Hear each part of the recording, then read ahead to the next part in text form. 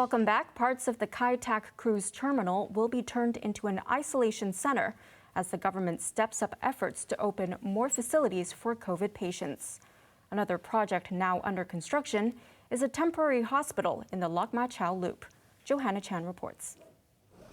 This morning, the Hong Kong subsidiary of China Railway Construction announced that formation work on 43.3 hectares of land in the Lok Ma Chau Loop is mostly completed.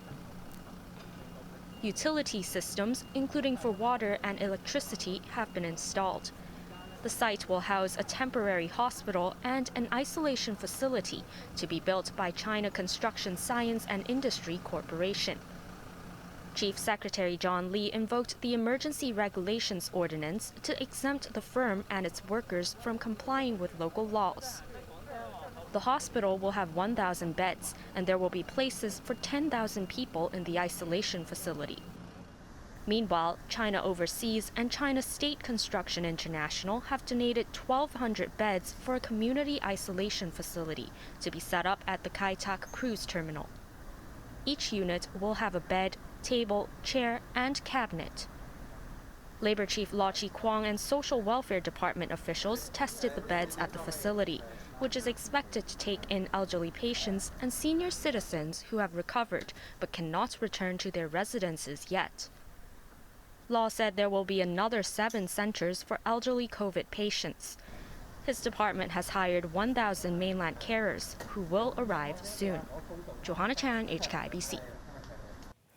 A woman has been placed on a holding charge of infanticide after a 2-week-old baby fell to her death from a footbridge in Shamjiang.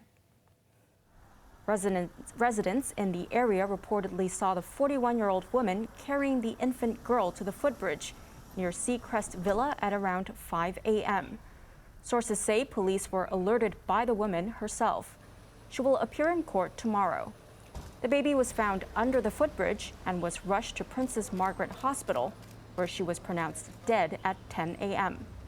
A post-mortem will be held to determine the cause of death.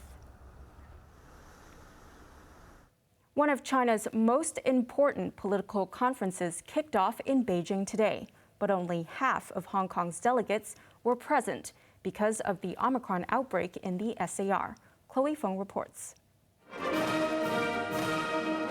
Around 2,000 members of the political elite gathered at the Great Hall of the People in Beijing today. They were there for the annual session of the Chinese People's Political Consultative Conference, the country's top advisory body. Chairman Wong delivered the work report and vowed to continue adhering to the general principle of making progress while maintaining stability in the coming year. He added that discussion topics will include strengthening the ruling Communist Party, poverty alleviation, reinforcing relations with compatriots in Hong Kong, Macau, and overseas, U.S. legislation regarding Xinjiang, and Taiwan affairs. Meanwhile, the National People's Congress, which makes proposals on legislation, will begin its slew of meetings tomorrow. The conference is scheduled to last for 6.5 days. Speaking to the press this afternoon, NPC spokesman Zhang Yesui said meetings this year will discuss the further implementation of Hong Kong's electoral reform. In promoting the implementation of the Constitution and its supervision, we have mainly comprehensively revised Annex 1 and 2 to the Basic Law of the Hong Kong SAR to put in place a democratic electoral system that suits Hong Kong's legal status and actual circumstances, to uphold the constitutional order in the Hong Kong SAR as established by the Constitution and the Basic Law, and ensure sound implementation of one country, two systems in the long run. Jiang added the discussions will include a review of Hong Kong and Macau's election methods for NPC delegates. He said it's likely the NPC election committee will select Hong Kong representatives for the next term. Amid Hong Kong's massive fifth wave, only 17 of the city's 36 NPC deputies are expected to join tomorrow's meeting. and only half of the 202 locals invited for the CPPCC meeting actually made it this afternoon. Chief Executive Carrie Lam was also absent. She had announced earlier she wanted to stay to fight the epidemic. Chloe Fong, HKIBC.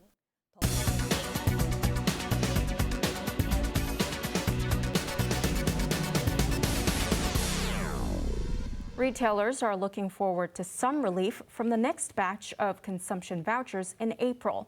But there are worries that not all of them will benefit if the fifth COVID wave continues.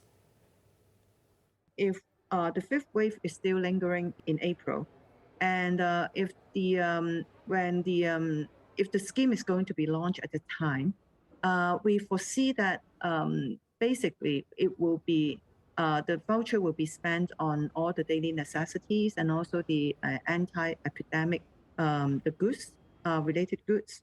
So, but we hope that the e-voucher could be beneficial to the entire retail industry.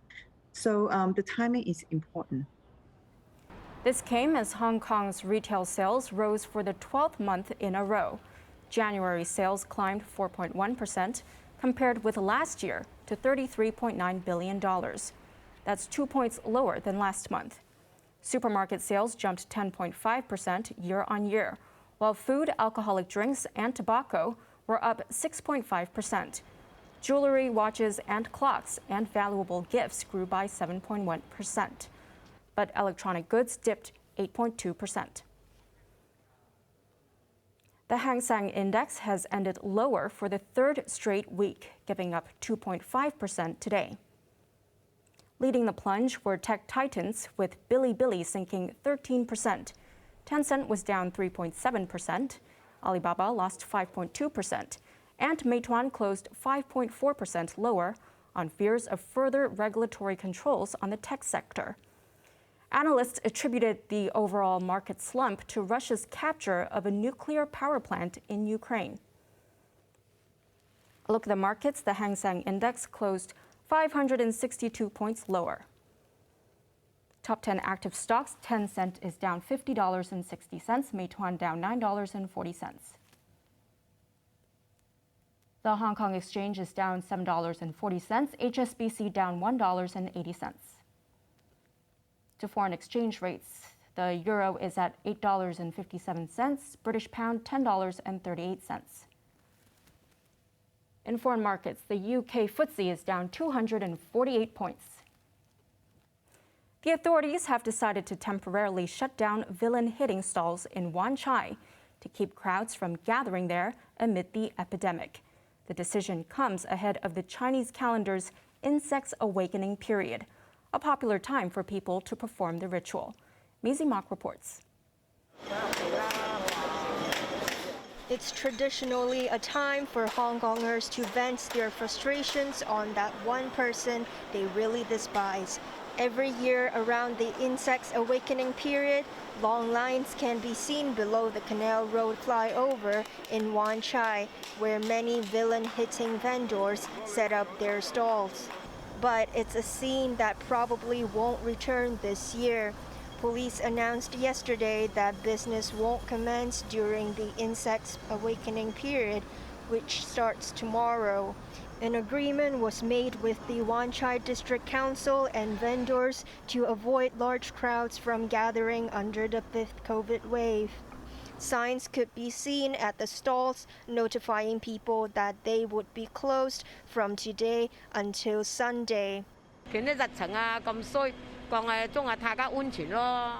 This villain beater said she didn't mind the arrangement since it was to ensure others' safety during the epidemic. She believes business will return as long as she is in good health.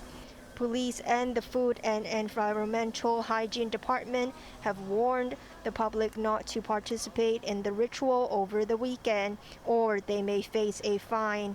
Maisie Mock, HKIBC. On to the weather now. Tomorrow will be mainly fine with some mist in the morning. Temperatures will range between 19 and 27 degrees. Cloudy with 1 or 2 rain patches on Sunday and early on Monday. Now let's take a look at the weather around the world.